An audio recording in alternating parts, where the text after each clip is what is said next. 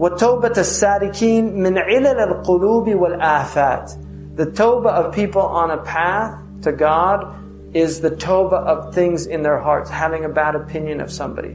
I'll give you an example.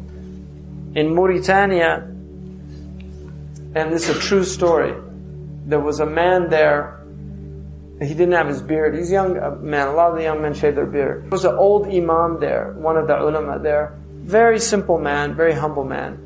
And he looked at this man and they made some exchanges. But the man that was with him, when they left, this beardless man, and the friend of his told me the story.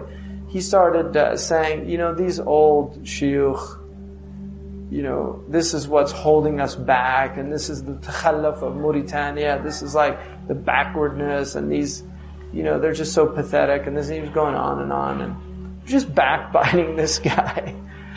And the next day, the old man went to find this man. He wanted to see the man without the beard.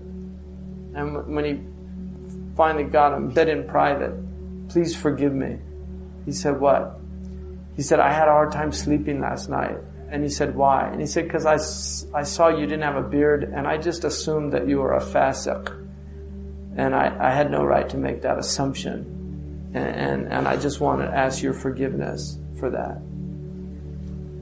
And that had a complete transformation on this person, because he thought about all the things, the bad things he'd said about that man to another man, and had no remorse for it. And this man was troubled by having a bad thought about him. And he couldn't sleep from it.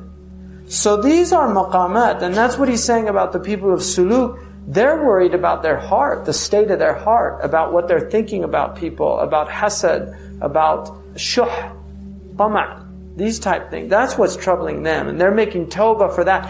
Imam al-Hatmi says that the first degree of wilayah is that you begin to do muhasabah of the khatir. Ibn Ashir says, يُحَاسِبُ النَّفْسَ عَلَى الْأَنفَاسِ وَيَزْنِ الْخَاطِرَ بِالْقِسْطَاسِ. Ibn Ashir says that in this moving towards God, that you begin to take your breaths to account, your soul to account based on your breaths. So you actually realize your breaths are accountable. Every breath you take is accountable. And then you actually weigh your thoughts in the divine scales, whether the thought is acceptable or not. And that's what that imam was displaying.